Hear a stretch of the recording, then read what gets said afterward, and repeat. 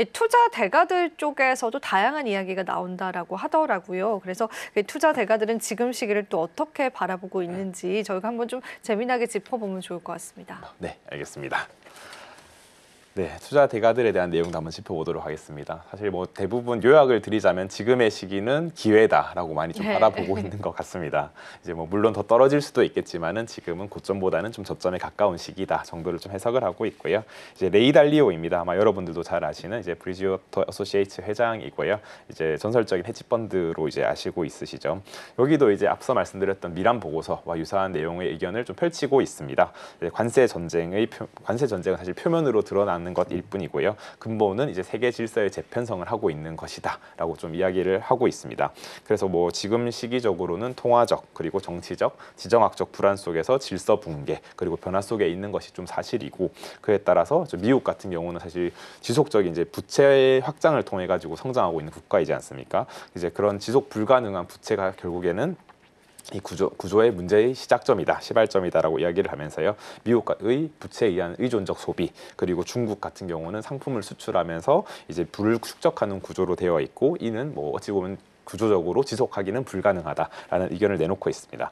그렇기 때문에 뭐 미국 국가 차원을 보았을 때는 국내 정치도 이미 좀 많이 무너지고 있고 미국 내 교육 그리고 기회, 소득 그리고 가치관 격차가 점점 더 극단적으로 양극화를 좀 초래되고 있다. 이것 또한 좀 문제가 되고 있다라고 이야기를 하면서 동시에 이제 국제학적, 지정학적으로는 질서가 또 무너지고 있다. 원래 과거에는 이제 미국 중심으로 좀 이어져 왔었지만은 이제 이런 다자 질서가 좀 무너지고 이런 각국이 자국 이익만을 좀 추구하면서 이런 무역, 기술, 군사 등의 영역 등에서 좀 갈등이 좀 지속되고 있다라는 것이 좀 문제를 계속해서 포인트를 잡았습니다. 뭐 동시에 뭐 최근에 뭐 일어나고 있던 AI 기술과 같은 혁신들이죠. 이제 그런 것들이 결국에는 경제, 정치, 군사 뭐 이런 질서에 영향을 끼치고 있고 뭐 지금 또뿐만 아니라 전 세계 각국에서 일어나는 뭐 지진, 홍수, 뭐 불 이런 것들 통해서 자연재해는 점점 기후 변화에 대해서 점점 더 파괴적으로 변해가고 있다라고 이야기를 한 바 있습니다. 그렇기 때문에 이런 글로벌 협력 중요성이 좀 중요하다라고 이야기를 하고 있는데. 아직까지도 각 국가는 분열되어서 이를 더 어렵게 만들고 있다. 그렇기 때문에 이것을 좀 해결하기 위해서 미국 트럼프 대통령이 이런 것들을 좀 질서를 재편성하기 위한 움직임을 나타내고 있고요. 그렇기 때문에 단기적인 이슈 이런 것들보다는 좀 전체적인 큰 흐름에 주목을 하면은 충분히 기회가 있다라는 것을 좀 이야기를 한 바 있습니다. 그래서 하워드 막스도 한번 말씀드려 보겠습니다. 오크트리 캐피탈 매니지먼트 회장인데 여기도 마찬가지로 헤지펀드를 운영하고 있는 회사 회장이라고 보시면 됩니다. 그래서 여기 같은 경우도 이제 관세가 세계 질서를 좀 바꾸는 중이다라고 이제 이야기를 하고 있고요.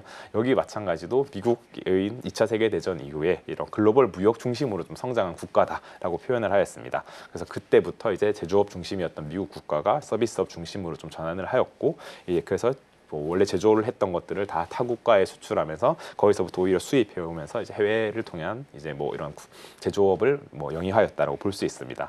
그렇지만 관세 같은 경우는 다시 역으로 돌아가는 것인데요. 지금 서비스 중심의 국가였던 것을 다시 제조업 중심의 국가로 돌아가는 회귀하는 그러한 것을 뭐 관세를 통해서 하고 있다라고 좀 해석을 하였습니다. 그래서 인플레이션 압력이 사실은 뭐 작용할 것이고 물가는 오를 것이다. 이게 관세를 통하면 이제 그 상품들의 물가가 오르기 때문에 당연히 올라가는 것은 맞다. 그렇지만 이렇게 불확실성이 큰 시장에서는 뭐 지금의 하락 이것이 과도한지 아닌지도 좀 판단은 불가능하다라는 것 의견이었습니다.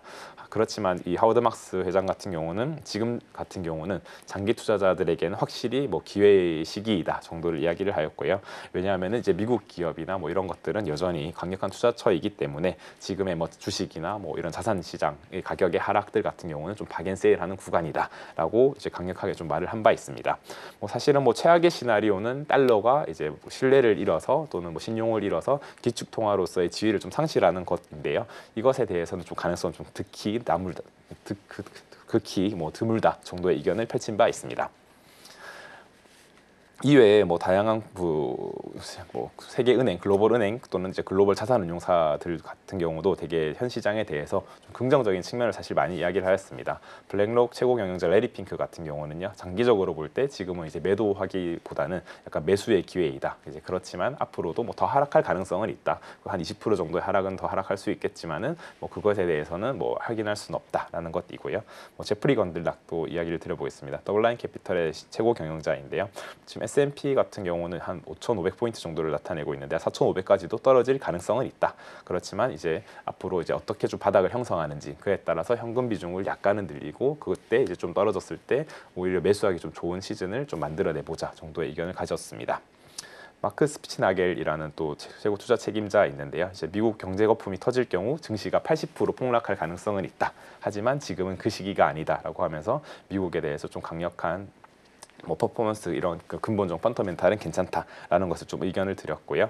저 피셔 인베스트먼트 회장인 캠 피셔입니다. 여기 같은 경우는 트럼프 대통령의 관세 정책을 좀 명청하다라고 좀 표현을 하면서 좀 관세 정책에 대해서 좀 뭐 부정적인 입장을 좀 펼친 바 있는데요. 이제 그의 생각은 이제 관세 정책은 실패할 것이고 관세 정책이 좀 잘못된 이후에는 오히려 시장은 좀 반등할 것이다라는 의견을 펼친 바 있습니다.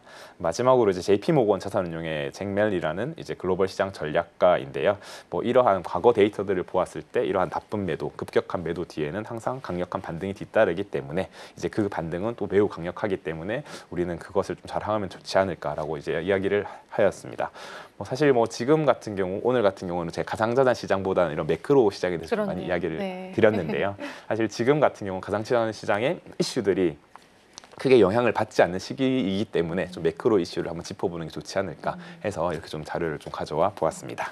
네, 사실은 이런 매크로 변수와 거시경제 리스크가 지금 가상자산에 미치는 영향력이 굉장히 크다 보니까 우리가 좀 자세히 들여다볼 수밖에 없고요. 최근에도 뉴욕 증시와 또 비트코인과의 상관 개수가 굉장히 높아지면서 또 밀접한 흐름을 보여주고 있습니다. 그래서 우리가 또 뉴욕 증시에 영향을 줄 수 있을 만한 요인들은 살펴보는 건 너무 중요할 것 같아요.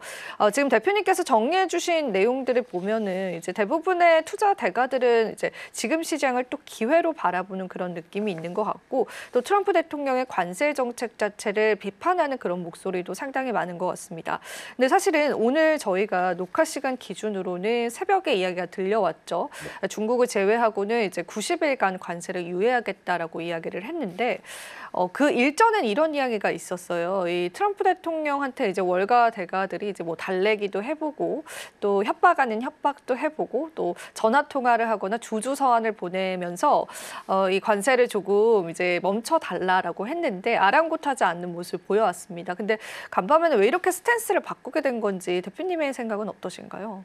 네, 아마 그것도 이제 트럼프 대통령이 사실은 좀 유연하게 대처를 하고 있다 정도의 좀 생각을 하고 있고요. 이제 트럼프 대통령도 이제 사실 사업을 많이 해봤던 사람이지 않겠습니까? 네. 사업을 해봤던 사람이기 때문에 이러한 너무 강력한 관세 정책을 내게 된다라면은 이제 사업하는 다양한 뭐 미국 내 기업들도 있을 텐데 그들이 힘들어질 수도 분명히 뻔히 알고 있을 겁니다. 이제 그렇기 때문에 그러한 것들 약간은 뭐 채찍과 당근을 이렇게 적절히 이용해 가면서 좀 그렇게 활용을 하지 않았나라고 생각을 하고.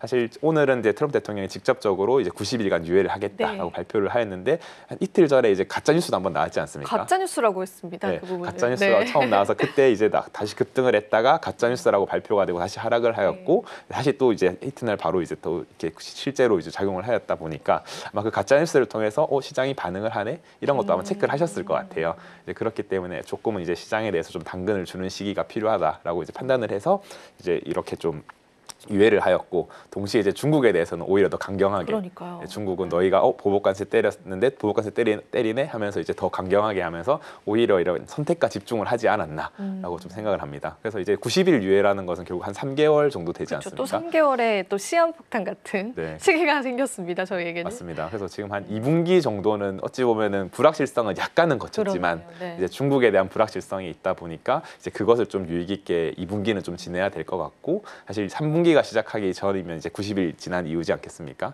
그때 되면 또 어떻게 될지 그것들도 좀 잘 지켜보아야 되지 않을까 생각을 합니다. 네, 좋습니다. 저희가 일단은 이 관세 리스크가 좀 거쳐야지 시장에 관해서 디테일하게 얘기를 나눠볼 수 있을 것 같아요. 오늘 암호화폐 시장, 그러니까 비트코인도 간밤에 8% 급등해주고 이더리움도 14% 올라섰는데요. 관세에 관한 영향력을 받아가는 것 같습니다. 앞으로 이제 짤막한 전망 마지막으로 살짝 들어볼게요. 네, 그래서 이제 일단 비트코인 시장, 가상자산 시장은 말씀드렸다시피 변동성이 큰 게 당연한 시장입니다. 이제 그렇기 때문에 사실 투자의 기회가 있는 것이다라고 생각을 하고 있고요. 뭐 과거에는 사실 온체인 데이터만 보면서 또는 이렇게 시스템을 보면서 하면 됐지만 지금은 매크로 이슈 이런 것들도 더 많이 공부하면서 해야 되기 때문에 사실 뭐 투자에 대한 뭐 난이도는 올라갔다 볼 수 있습니다. 그렇지만 충분히 기회가 있는 시장이고 앞서 말씀드렸듯이 이런 위기가 기회가 될 수 있는 시장이기 때문에 저는 뭐 그래도 올 한 해를 좀 잘 보았을 때 이런 비트코인 사이클적인 측면에서도 또 매크로적인 시장 측면에서 긍정적인 부분 분명히 있을 것이다 생각하기 때문에 뭐 조금은 좀 지루하겠지만 깊이 좀 공부하시고 투자하시면 도움 되지 않을까 생각을 합니다.